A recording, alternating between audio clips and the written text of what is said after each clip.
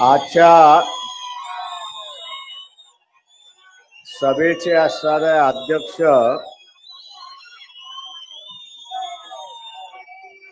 जिल्ह्याचे अध्यक्ष देसाईजी, या मंचकावरती उपस्थित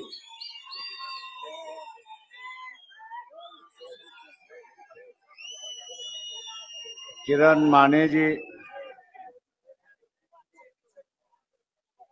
महाराष्ट्राच्या अध्यक्षा रेखाताई ठाकूर, ज्यांनी आपल्या समोर असणारा मनोगत व्यक्त केले असे असणारे किसन चव्हाण, अरुण जाधव, सोमनाथ साळुंके, सातारा जिल्ह्याचे इंचार्ज इम्तियाज, त्याच्याच बरोबर कामगार युनियनचे असणारे अध्यक्ष गणेश भिसे, आणि ज्यांनी साताऱ्यामध्ये सभा झाली पाहिजे असे अर्जवून ज्यांनी भूमिका मांडली असे असणारे महाराष्ट्र मौलवी रिजवान, अध्यक्ष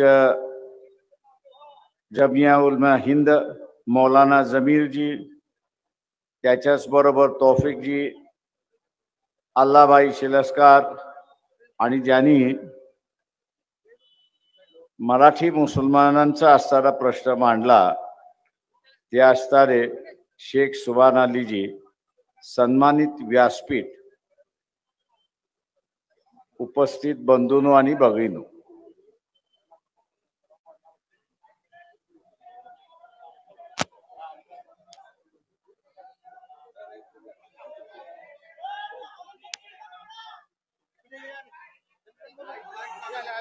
मी असणार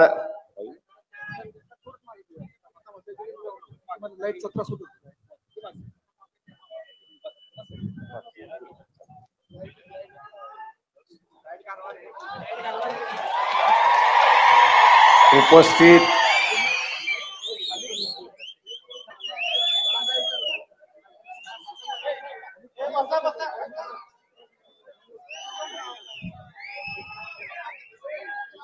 जी परिस्थिती आहे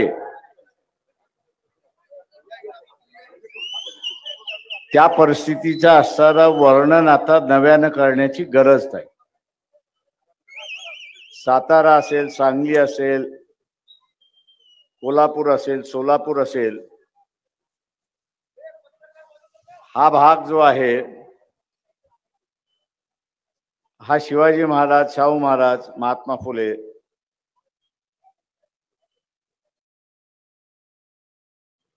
यांच्या नावाने ओळखले जात. इथे धार्मिक दंगली होतील, जातीय तणाव होतील असं महाराष्ट्रामध्ये आणि देशामध्ये कोणाला वाटत नाही.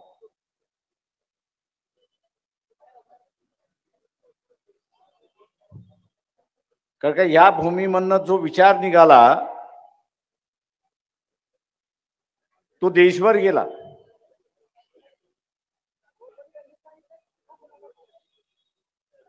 लोकांचं राज्य, आरक्षणाचं राज्य, सन्मानाचं राज्य, समान अधिकाराचं राज्य,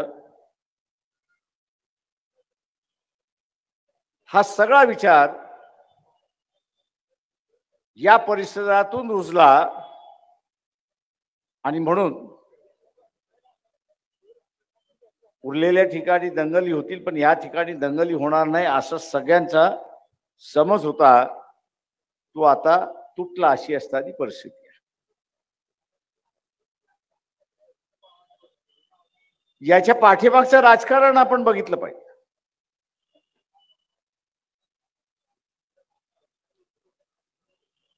जगाला माहिती आहे की महात्मा फुले, सावित्रीबाई यांचा शिक्षणाचा संबंध आहे. ज्या वेदांनी असताना शिक्षण बंद केलं होतं, महिलांना शिक्षण नाही, शूद्रांना शिक्षण नाही, अतिशूद्रांना शिक्षण नाही, जे क्षत्रिय स्वतःला म्हणतात त्यावेळेच्या असणाऱ्या मराठा समाजाला सुद्धा शिक्षण नव्हतं.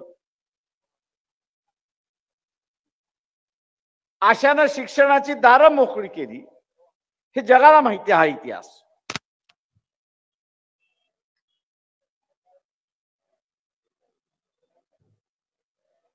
सावित्रीबाईंवरती असणारं एक नवीन पिक्चरही कदाचित महिन्या 2 महिन्यामध्ये निघेल. चांगलं आहे.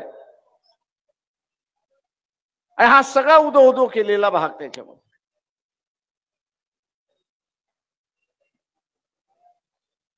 इथे विचारांच्या लढाईला सुरुवात झाली.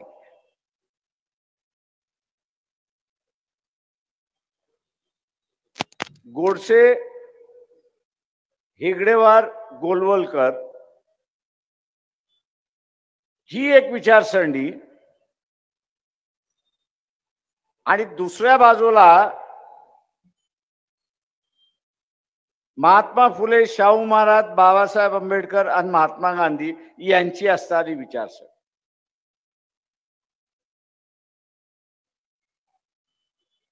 इथल्या जनतेला या 2024 मध्ये निकाल द्यायचा आहे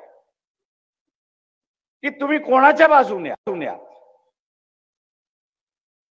नाथूराम गोडसे, हेगडेवार आणि गोलवलकर यांच्या विचाराच्या बाजूचे आहात की 2024 मध्ये महात्मा फुले, शाहू महाराज, बाबासाहेब आंबेडकर आणि महात्मा गांधी यांच्या विचाराशी आहात. हा निर्णय तुम्हाला करावा लागणार. ही सरळ सरळ लढाई.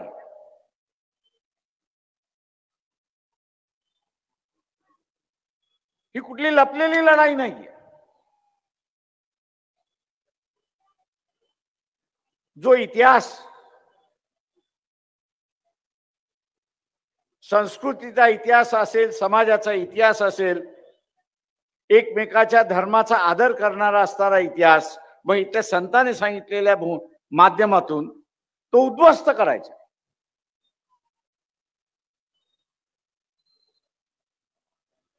तो उद्ध्वस्त करायचा, नवा इतिहास लिहायचा. आणि या नव्या इतिहासाची मांडणी कशाच्या होणार? नाथूराम गोडसे, हेगडेवार आणि गोलवलकर यांच्या विचारावरती. मग ठरवायचा हा आहे की यापुढे शांततेमध्ये जगायचं आहे की अशांततेमध्ये जगायचं आहे. शांततेमध्ये जगायचं आहे की अशांततेमध्ये जगायचं आहे. मी फार वेळ बोलणार नाही, पण जी सद्य परिस्थिती आहे ती आपल्या समोर मांडणार.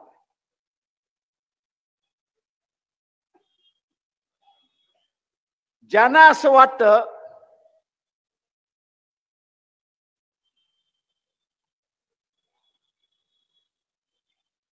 की महात्मा फुले, शाहू महाराज, बाबासाहेब आंबेडकर आणि महात्मा गांधी यांचा असणारा विचाराचं राज्य यावं असं ज्यांना ज्यांना वाटतंय, त्यांना असं वाटतं की सगळ्यांनी एकत्र आलं पाहिजे आणि बीजेपीच्या विरोधात लढ.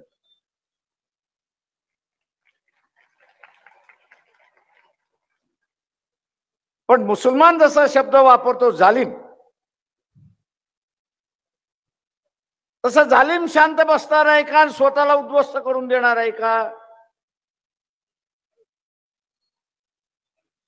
तर जालिम हा काही शांत बसणार नाही, सैतान हा काही शांत बसणार नाही. त्या सैतानाच्या आणि जालिमाच्या कारवाया त्या ठिकाणी चालणार.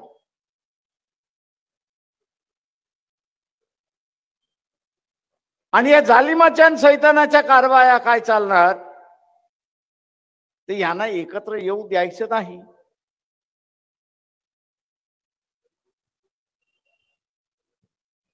हे एकत्र आले तर आपला पराजय आहे. आणि हे एकत्र लढले नाही तर या सैतानाला वाटतं की आपला विजय आहे.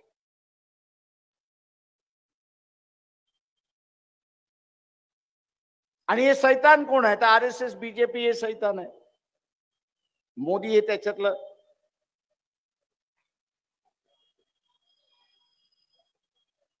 याच्यामुळे या सैतानाचं राजकारण कसं राहणार? तर बापात बाप ठेवायचा नाही आणि लेखात लेख ठेवायचा.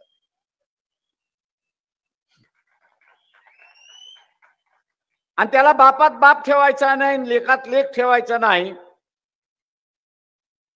तर आज तो सत्ताधारी आहे. जेव्हा सत्ताधारी असल्यामुळे सगळी सत्तेची सगळी यंत्रणा तो वापरणार. एका बाजूला मतदाराला दहशत निर्माण करायला,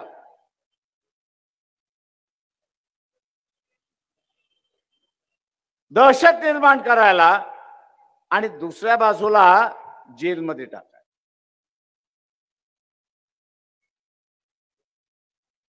त्यांचं एक हत्यार आपण असणारा मोडीत काढ.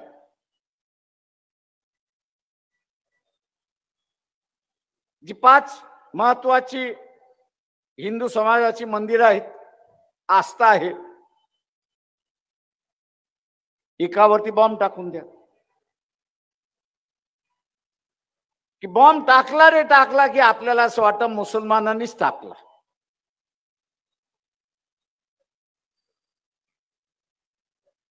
बॉम्ब आणि मुसलमान हा असताना जुळलेला आपल्या डोक्यात फिट झालेला आहे.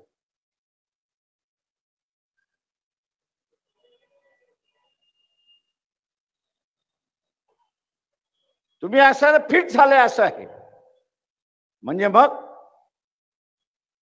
मुसलमान एका बाजूला गेले आणि उरलेले सगळे एका बाजूला गेले. आपल्याला जिंकायला सोपं. बाई हे या देशामध्ये होऊ शकतं. आपण आगा केला आणि हे करायचं नसेल तर मिलिटरीच्या ताब्यामध्ये देऊन टाका इलेक्शन होईपर्यंत, त्याचं असणारं संरक्षण करण्यासाठी.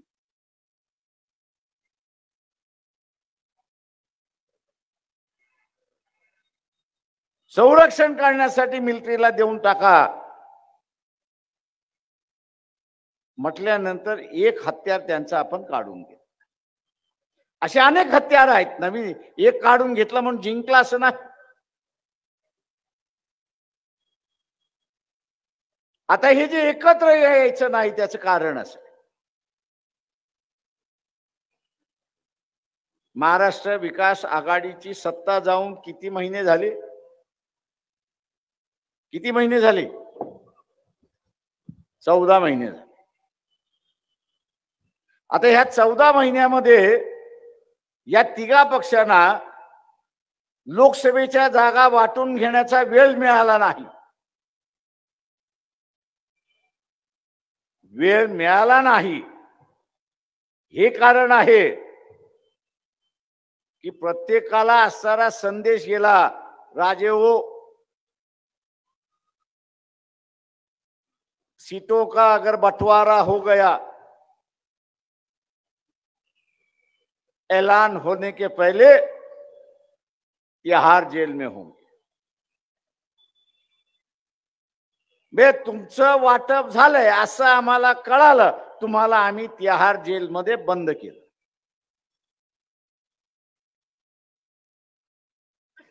आता मला सांगा किती जण पोलिसांनी सांगितलंय की मी तुला आता पकडून घेऊन जातो? किती जण जायला पोलिसाबरोबर तयार होतील? अर्धे जण तर पळायला सुरुवात होतील, हातापाया पडायला लागतील. अरे बाबा कशाला जेलमध्ये घेऊन चाललेला आहेस, माझं आयुष्य कशाला बर्बाद करतोयस, अमुक करतोयस तमुक करतो, असे नाना तऱ्हेने. आणि नाही जमलं थोडं घे आणि मला सोडून टाक. हे आपली वागणूक आहे. या आपल्या वागणुकीवरनं ज्यांच्यावरती इन्क्वायरी चाललेली आहे त्यांना धमकवली आणि त्यांना धमकी दिली, तर आपण जसं वागतो तसं ते वागणार नाहीत का? वागणार बरोबर. का कोणालाही जेलमध्ये जायचं नाही, कोणालाही लालू प्रसाद व्हायचं नाही. लालूनी म्हटलं तुम्हाला जेलमध्ये टाकायचं टाका, मी राजकारण जेलमधनं करीन, पण मी तुमच्या समोर झुकणार नाही. मी तुमच्या समोर झुकणार नाही. माणूस झुकला नाही. पण आता जे असणारा एनडीए मध्ये आहेत, महाराष्ट्र विकास आघाडीमध्ये आहेत, किती जण असे आहेत की लालू प्रसाद सारखे आहेत. मला ते दिसत नाही, कच्चे लिंबू दिसतात, लुडकणारे लिंबू त्या ठिकाणी दिसत आहेत.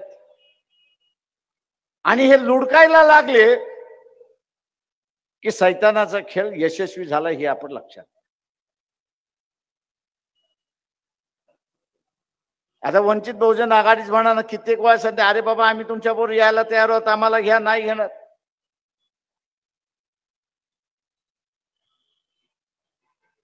मोदीने त्यांनाही सांगितलंय की तुम्ही असं वंचितवाल्यांना घेऊ नका, कारण का आम्ही त्यांच्या विरोधात चौकशा लावल्या, साले खडकू आहेत, काहीच मिळत नाही त्यांच्याकडे, भिकारीपेक्षा भिकारी आहेत सगळे.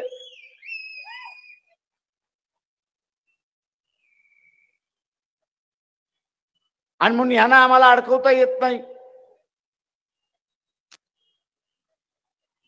हे जर इंडियाच्या आघाडीमध्ये गेले तर मोदीला तासल्याशिवाय राहणार नाही लोकांसमोर. आणि मोदीचं राजकारण जे आहे आज एकच चाललंय, आज एकच चाललेलं आहे की तो जे सांगतोय तेवढंच, उरलेलं कोणी सांगायला तयार नाही. मी आजच दुपारच्या असणाऱ्या प्रेस कॉन्फरन्स मध्ये म्हटलं की त्या न्यूज ट्रॅकला तुम्ही पकडलं, याचं कारण की त्याला चायनाकडून पैसे आले. अरे नालायक मोदी, पहिल्यांदा एक सांग की गलवान ज्यावेळेस झालं त्यावेळेस चायनाकडून तू पैसे घेतलेस की नाही याचा खुलासा कर.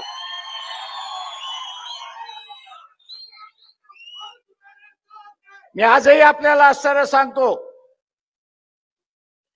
चायना बरोबर गलवान मध्ये सोल्जरचं जे आहे, आर्मी मॅनचं जे आहे, हातातील लढाई ज्यावेळेस झाली त्याच्या 4 दिवसाच्या नंतरचं वर्तमानपत्र काढा, आणि 4 दिवसाच्या वर्तमानपत्रानंतर मोदीला चायनाने पैसे दिले. या बातम्या आहेत, या आपण असं लक्षात घ्या. त्या न्यूज चॅनलने पैसे घेतले म्हणून ते देशद्रोही आहेत. मोदी तू असा कुठला लागलेला आहेस रे की तू असणारा देशद्रोही नाहीस? चायनाकडून तूही पैसे घेतलेले आहेस, मग तूही देशद्रोही झाला. त्याला माहित आहे हे जर भारतभर असे प्रश्न उपस्थित व्हायला लागले तर आपली चितू व्हायला वेळ लागणार नाही. इंडियातले असणारे ते म्हणतात प्रकाशराव तुम्ही काही बोलू शकता. हा म्हटलं मी काही बोलू शकतो याचं कारण की माझ्या पाठीमागे इन्क्वायरी नाही. तुम्ही काहीच बोलू शकत नाही कारण का तुमच्या पाठीमागे इन्क्वायऱ्या लागलेल्या आहेत.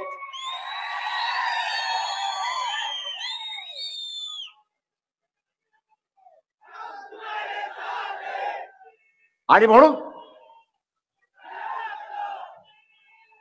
उद्याच्या ह्याच्यामध्ये इंडियाची युती झाली, फार चांगलं आहे. आम्ही स्वागतच करायला बसलेलो आहोत.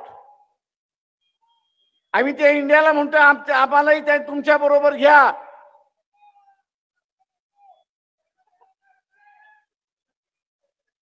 आम्हाला जाण्याची गरज आहे, तुझा विचार तुझ्याकडेच ठेव.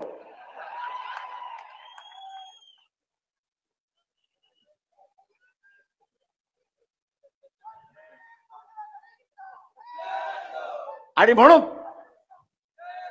आपण शेवटपर्यंत प्रयत्न करणार आहोत की असताना सगळे एकत्र मिळून लढले पाहिजे.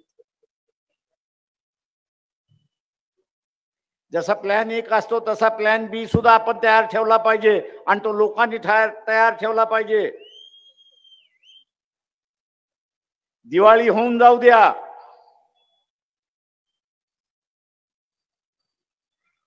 की मेलेला हिटलर पुन्हा ह्या देशामध्ये जिवंत होईल हे आपण लक्षात घ्या. कुणाकडे असणारा अँड्रॉइड फोन आहे त्यांनी हात वरती करा.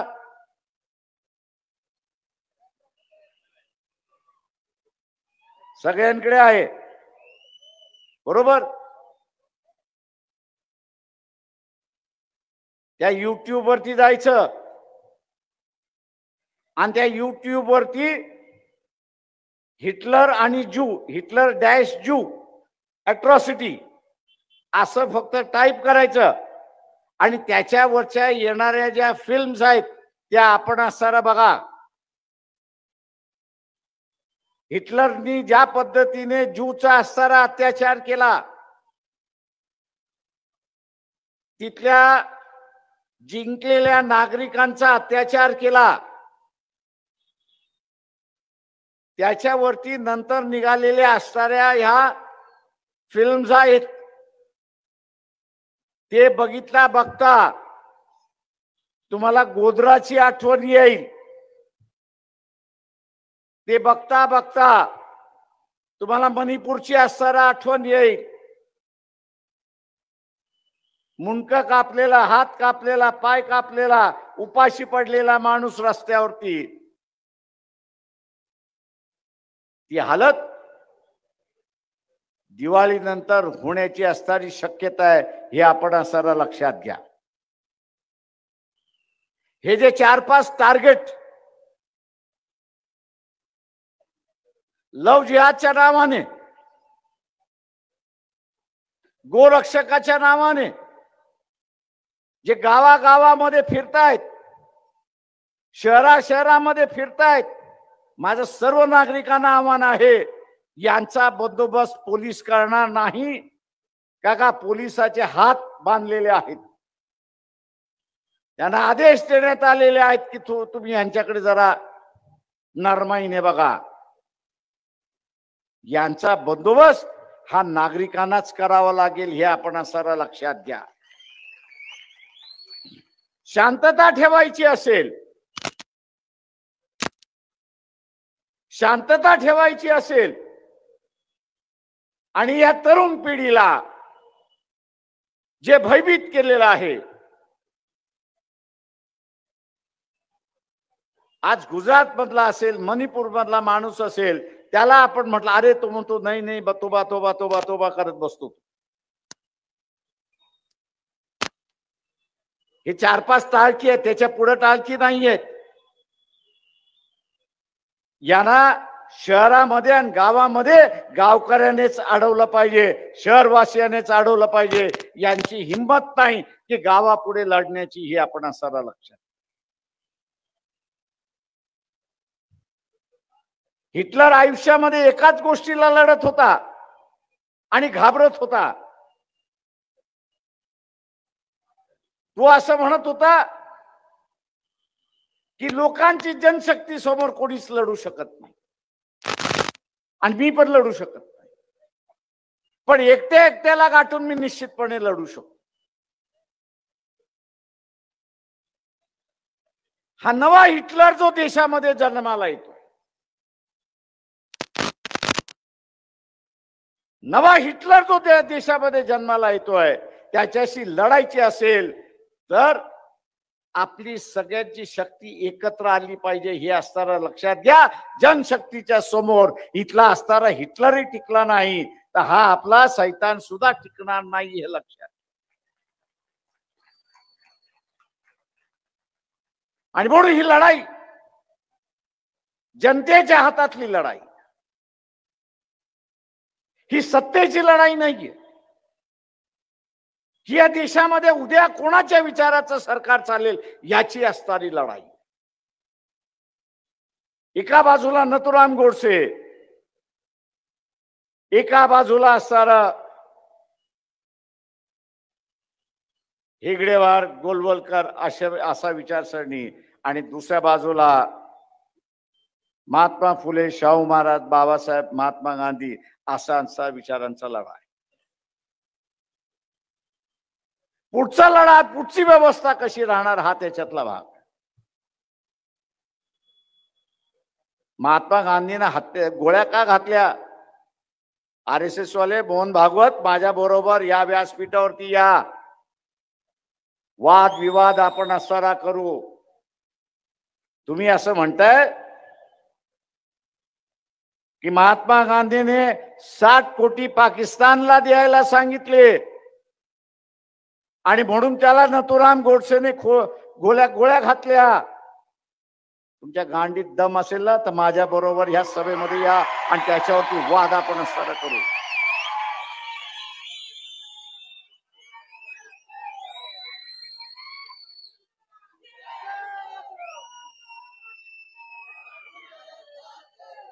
महात्मा गांधींचा असणारा जो आग्रह होता तो ओबीसीने लक्षात घ्या.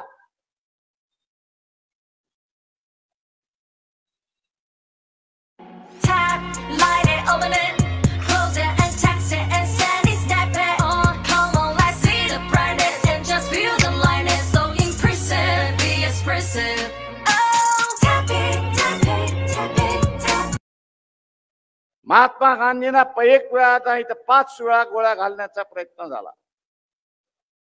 आणि तो कशासाठी झाला तर सवर्णाच्या हातामध्ये तो तिरंगा होता.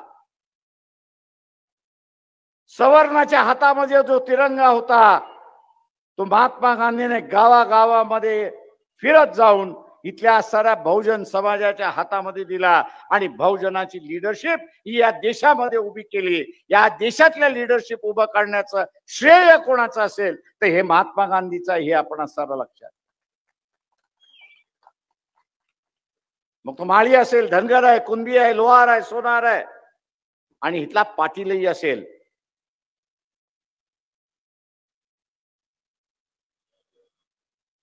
इथल्या राजकीय पटलावरती आणायला सवर्णाच्या हातामधला झेंडा इथल्या बहुजनाच्या हातामध्ये देण्याचं कामकाज कोणी केलं असेल तर ते महात्मा गांधींनी केलेलं आहे. आणि त्याच्याच बरोबर बाबासाहेबांनी इथल्या साऱ्या अस्पृश्यांच्या नव्या लढ्याचा असताना सुरुवात केली. या 2 महापुरुषाने राजकारणाचा पुन्हा कॅनव्हास बदलला. या 2 महापुरुषाने पूर्ण राजकारणाचा कॅनव्हास बदलला. सवर्णाच्या हातातला असणारा ब्रश काढून घेतला आणि सर्वसामान्य बहुजनांच्या उपेक्षितांच्या हातामध्ये असणारा दिला. हा राग होता आणि म्हणून गोळ्या घातल्या ही असणारा लक्षात.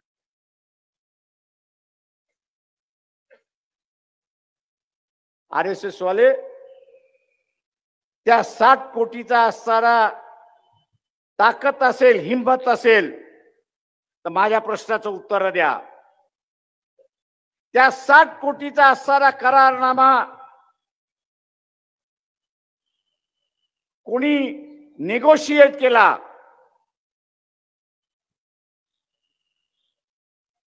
तो करारनामा जो आहे भारत देशाच्या वतीने त्याचं प्रतिनिधित्व कोण करत होतं याचं नाव सांगा. त्याच्यावरती सह्या कोणी केल्या ते असणारं सांगा. हिंमत असेल तर ते असणारं सांगा. आणि RSS ची त्यावेळेसची भूमिका होती की हा करारनामा लागू नाही झाला पाहिजे.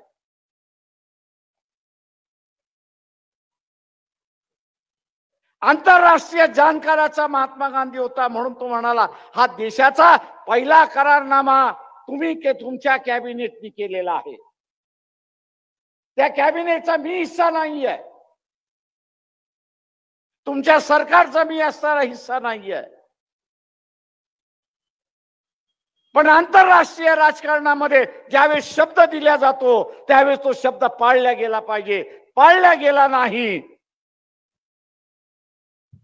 तर तुमच्यावरती कोणी विश्वास ठेवणार नाही. आणि पहिला करारनामा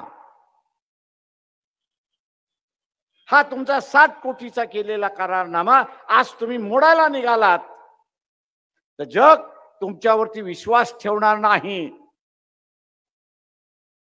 मी माझी बाजू मांडली नाही, आग्रह धरला नाही, तुम्हाला जबरदस्ती केली नाही म्हणून मी अनशनला बसणार आहे. RSS वाले, मोहन भागवत वाले हिम्मत असेल तर तो करारनामा कोणी पाकिस्तानच्या असणाऱ्या कायदे मिल्लत बरोबर असताना केला ते असताना सांगा. जिना बरोबर बोलायला कोण गेलं होतं ते सांगा. मी आज नाही सांगत, तुम्हाला असताना वाट बघतो की प्रामाणिक आहात का मला बघायचं आहे. तुम्ही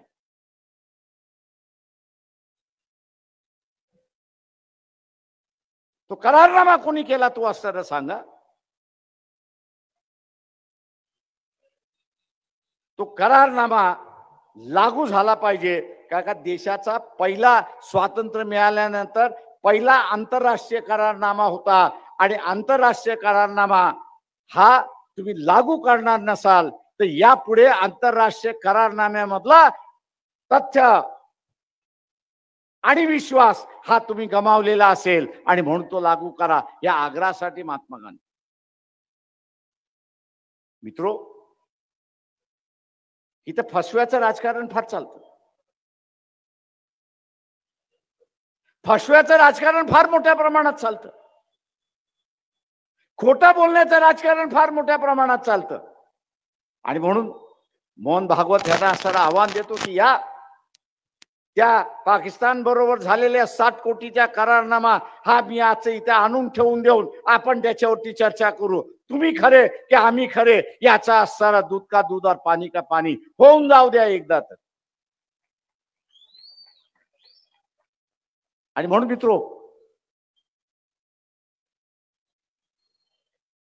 हे इलेक्शन सामान्य माणसाच्या हातामध्ये येणार. एकत्र लढले तर फार चांगलं, पण एकत्र लढले नाहीत तर असं समजू नये की त्यांना एकत्र यायचं नव्हतं. त्यांना जालिमाने एकत्र येऊ दिलं नाही हे आपण डोळ्यात त्या ठिकाणी लक्षात ठेवलं पाहिजे, डोक्यात आपण त्या ठिकाणी ठेवलं. आणि मी इथल्या असणाऱ्या मुस्लिम बांधवांना सांगतो, मोदीचं सरकार, RSSचं सरकार, बीजेपीचं सरकार ठेवायचं की न ठेवायचं हे मुसलमानाच्या हातामध्ये आहे, हे पहिल्यांदा लक्षात घ्या. हे मुसलमानाच्या हातामध्ये आहे. आम्ही सगळं आपल्या आपल्या पक्षामध्ये जाऊ. इथला मराठा असेल, कुणबी असेल, लोहार असेल, सोनार असेल, तो आपापल्या पक्षामध्ये जाईल. मुसलमानाचा अजून कुठला पक्ष निर्माण झालेला नाही, त्याच्यामुळे तुम्ही मोकळे आहात.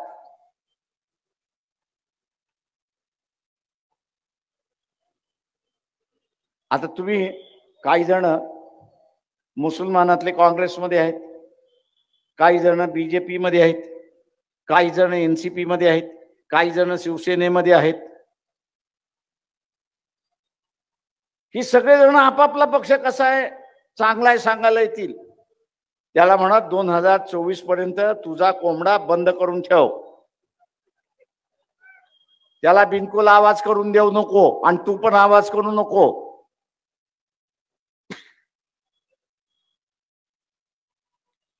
काँग्रेसचा कोंबडा असेल, NCPचा कोंबडा असेल, बीजेपीचा कोंबडा असेल, शिवसेनेचा कोंबडा असेल, हे वेगवेगळे लढले तर त्या कोंबड्याला म्हणायचं तू आता कोंबडीसारखा खुडूक झाला पाहिजेस. या इलेक्शन मध्ये कोंबडीसारखा तू खुडूक झाला पाहिजेस. आणि मुस्लिम समाजाने 1,00,000, 1,25,000, 1,50,000, 2,00,000 मतदान प्रत्येक लोकसभा मतदारसंघामध्ये आहे. धनगराच्या मेंढऱ्याप्रमाणे तुम्ही चाललं पाहिजे. धनगराची मेंढरी आणि मेंढपाळ ही एका लाईनीत चालतात. तसं इलेक्शन मध्ये मतदान करताना या 5 उमेदवारांपैकी कोणाकडे जास्ती मतं आहेत, कुणाच्या हातामध्ये दूध आहे आणि ते भरलेलं दूध आहे, त्या भरलेल्या दुधामध्ये तुम्ही साखर टाकली, गोडवा येईल आणि ते ओतू नाही जाईल आणि बीजेपीला तुम्ही हरवलेलं असेल हे लक्षात घ्या. पण कंडिशन काय? कंडिशन काय? कंडिशन काय? मुसलमानांना कंडिशन काय? त्या धनगराच्या मेंढऱ्याप्रमाणे गेलं पाहिजे आणि काँग्रेसी, एनसीपी, बीजेपी, शिवसेनेतले कोंबडे झाकून ठेवले पाहिजे किंवा खुडूक करून ठेवले पाहिजे. हे जर मुसलमानांनी केलं तर मोदी गायब झाला, RSS गायब झाली, हे आपण लक्षात घ्या. आणि भीतीचं वातावरण हे तुम्ही एक दिवसामध्ये बंद करू शकता, अशी परिस्थिती. परिस्थिती कठीण आहे. माझं मन मला एक सांगतंय पण विचार दुसरं सांगतोय. करणार काय?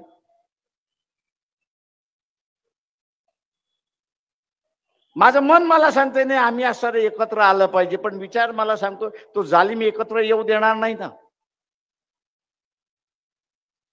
मुसलमानाने यावेळेस भावनिक होऊन राजकारण करता कामा नये. मुसलमानाने भावनिक होऊन राजकारण करता कामा नये. विवेक आणि विचाराने राजकारण केलं पाहिजे.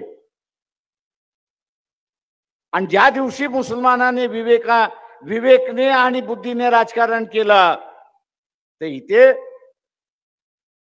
RSS बीजेपीचं सरकार गेलं, मोदी पंतप्रधान राहणार नाही, एवढं असताना लक्षात घ्या. अनेक जणांना पटणार नाही माझं म्हणणं. क्या कह रहे? अरे आपण जसं म्हणतो की आपण सगळे एकत्र आलो पाहिजे, तसा आपला विरोधी सुद्धा खेळत असतो ना, हेही लक्षात घ्या. हा बुद्धिबळाचा खेळ आहे. या बुद्धिबळाच्या खेळामध्ये आपल्याला असणारा आपला राजा आणि आपला वजीर आपल्याला वाचवायचा आहे. आपला राजा आणि आपला वजीर काय आहे, तर इथला असणारा पार्लमेंट हा असणारा राजा आहे आणि त्या पार्लमेंट मध्ये जाणारा माणूस जो आहे तो आपला वजीर आहे, त्याला वाचवायचा आहे.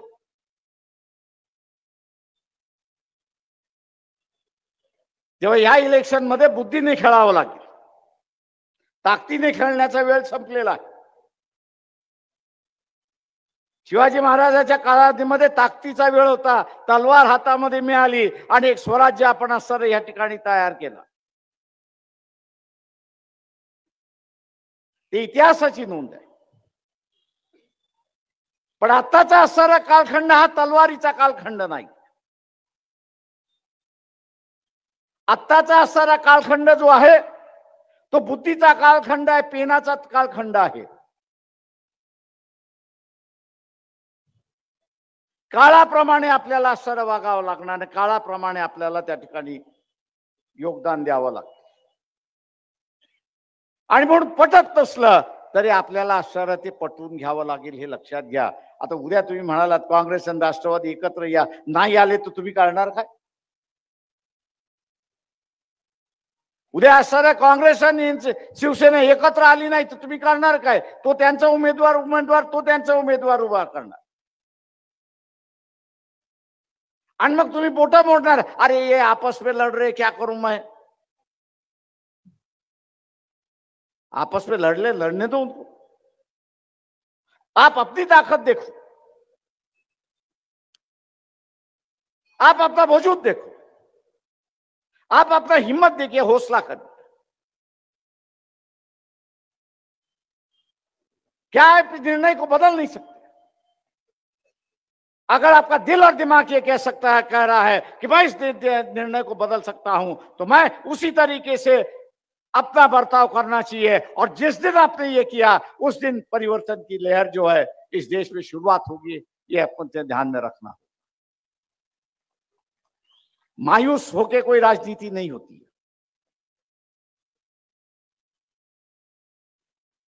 अगर जीतना है मैदान में तो बाद में जीतना होता है, पहले दिमाग में जीतना होता है. दिमाग में एक दफे जीत बैठ गई, कागजों पर और मैदान में उतारने में कोई समय नहीं लगता है. अगर जीत दिमाग में ही नहीं बैठी है तो आप जीतोगे कहां से, खेलोगे कहां से? राजनीति इस वक्त जो है दो खेमे में बट चुकी है. एक जो है नथुराम गोडसे, हेगड़ेवार गोलवलकर इस खेमे में बैठी हुई है, और दूसरा जो है वो महात्मा फुले, शाहू महाराज, बाबा साहब अम्बेडकर, महात्मा गांधी, इनके विचारों में बैठी हुई। दोनों में से एक रास्ता है।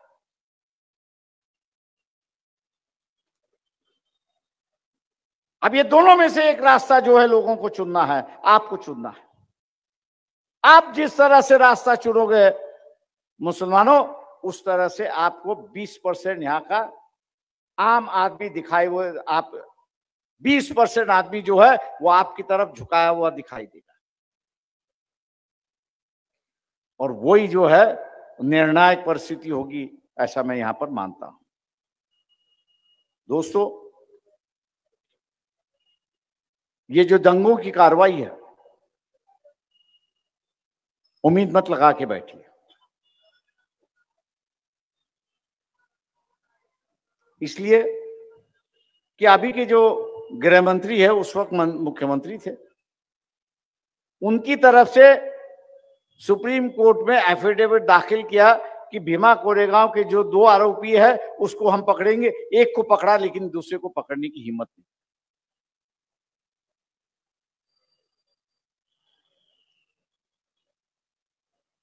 और ये एफिडेविट जो है 2018 में सबमिट किया हुआ है। आज हम लोग 2023 में, 5 साल हो गए। बीच में कांग्रेस की सरकार है, मैं उससे उम्मीद कर रहा था कि वो एक्शन ले, लेकिन उन्होंने कहा प्रकाश भाई थोड़े धीरे से। मैंने कहा राजनीति धीरे से नहीं चलती, अपनी गति से चलती है। अगर आप अपने गति से नहीं चल गए तो मैंने कहा मान लो आपका भी सत्यानाश होने में कोई कम वक्त नहीं लगेगा, क्योंकि डर आपके मन में बैठा हुआ। और इसलिए मैं उम्मीद करता हूं कि एक लक्ष्य बना लीजिए। कौन हारे कौन जीते ये अलग बात है। एक लक्ष्य अगर हम लोग ने बना लिया तो मेरे ख्याल से उसको हासिल करना आसान हो। और वो लक्ष्य क्या है कि 2024 में नरेंद्र मोदी प्राइम मिनिस्टर नहीं होगा, ये लक्ष्य हम लोग ने वहां पर बनाना चाहिए। 2024 में नरेंद्र मोदी प्राइम मिनिस्टर नहीं होगा, सरकार किसकी भी आए, सेक्युलर की सरकार आए तो हम लोग तालियां बजाएंगे और आनंद उत्साह करेंगे। और ये लक्ष्य मैं मानता हूं कि बहुत आसान है, कोई लंबा नहीं। नरेंद्र मोदी को अगर प्रधानमंत्री बनना है तीसरे बार, तो उसके पास 272 एमपीज होना जरूरी है। कितने एमपीज होना जरूरी है? आवाज नहीं आ रही। और 272 नहीं आए तो जो इकट्ठा नहीं आ रहे थे, जिनको मोदी ने अड़चन लगाई थी, वो पहला कहेंगे भैया इसको निकालो तो अपनी गर्दन की तलवार मोकली हो जाएगी। और अपनी गर्दन की तलवार निकालने के लिए ये कहेंगे तुम मोदी छोड़ के अगर किसी कोई हो रहा है तो हम लोग उसके साथ में जाएंगे, वरना हम नहीं किसी के साथ जाएंगे। क्योंकि उनको पता है कि मोदी रहा तो एक तरफ तलवार है और दूसरी तरफ तिहाड़ जेल है और दूसरा मार का ही बचा। अपनी जान छुड़ाने के लिए, अपनी जान छुड़ाने के लिए, अपनी जान छुड़ाने के लिए ये भारतीय जनता पक्ष की सरकार केंद्र में नहीं आने देंगे, क्योंकि उनको अपनी हिफाजत करनी है। वो अपनी हिफाजत करेंगे और फिर आपकी हिफाजत करेंगे, ऐसी परिस्थिति। और इसलिए मायूस जो एक डर और खौफ पब्लिकली जब मुसलमान कहता है तो कहता है मैं अल्लाह के अलावा और किसी को डरता नहीं हूं, लेकिन बैठक में अगर बैठ गया तो बोलते सर बहुत तकलीफ हो रही है, बहुत डर रहा हूं मैं। बात सही है आपकी, बर्ताव वैसे सरकार की ओर से बर्ताव हो रहा, डर और खौफ बैठाने की बात सरकार की चली है। लेकिन अगर हम लोग हिम्मत से चले और ये सोच के चले कि 2024 में भारतीय जनता पक्ष आरएसएस की सरकार गिरानी है, मतलब गिरानी है, तो हम लोग कामयाब होंगे और आप कामयाब करोगे। इन्हीं लफ्जों के साथ मैं आपसे रजा लेता हूं। जय भीम, जय भारत।